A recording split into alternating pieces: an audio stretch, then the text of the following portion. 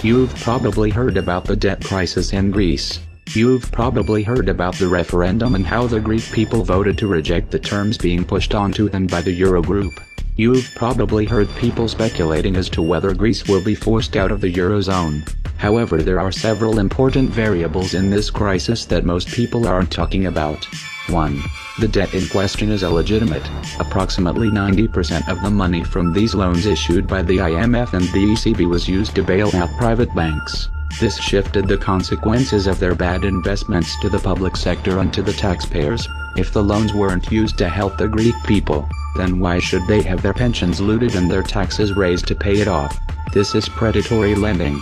That's what the IMF does. 2. The Greek debt is not sustainable. It never was. The IMF has itself acknowledged this in internal reports. However, both the IMF and the ECB have refused to consider writing off any of the debt in their negotiations with the Greek government.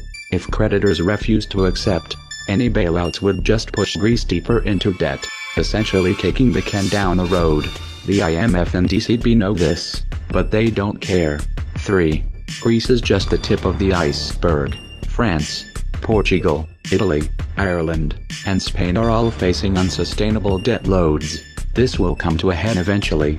The way the crisis unfolds in Greece is setting precedent. This is why the Eurogroup is taking such a hardline approach with Greece. The last thing they want is to have Spain, Italy and Portugal get the idea that they can default without consequences. The Greek debt in question is only worth about 300 billion. The Spanish debt on the other hand currently stands at over $1 trillion, and the Italian debt stands at 2.6 trillion. However, this approach could very well backfire. Anti-Euro parties from both the left and the right have been gaining traction throughout the Eurozone in recent years. The showdown in Greece seems to be playing into their hands. Global contagion is a real risk, and not just because of Greece. China's stock market has lost over 30% of its value in 3 weeks, with total losses currently standing at over $3.7 trillion. At this point, even mainstream investors like Carl Icahn are warning that the US stock market is in a massive bubble. The thing about bubbles is they tend to look for an excuse to pop.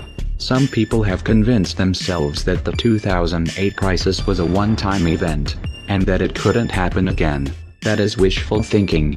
The question isn't if we will see another widespread financial crisis, but rather what will be the catalyst which triggers it. Central bankers may not be able to stabilize markets in the next leg of the crisis.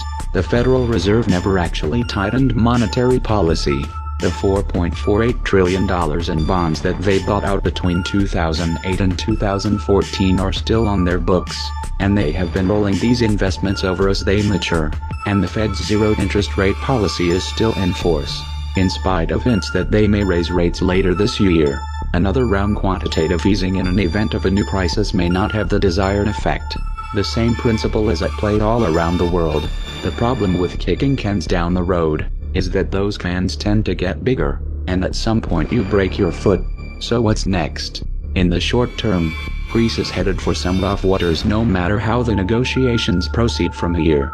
The Greek banking system will not be able to function without outside help, and outside help hinges upon an agreement with creditors, who don't seem very eager to compromise at this point. The banking situation is already interfering with imports and exports. This in itself will have consequences if a deal is not reached quickly. If chaos follows, there will be a fierce battle to control the narrative. The rhetoric from the Eurogroup is predictable. At each phase of the crisis they have insisted that the solution to the problems created by the EU is to move towards full political and financial integration. In other words, they screwed up because you didn't give them enough power.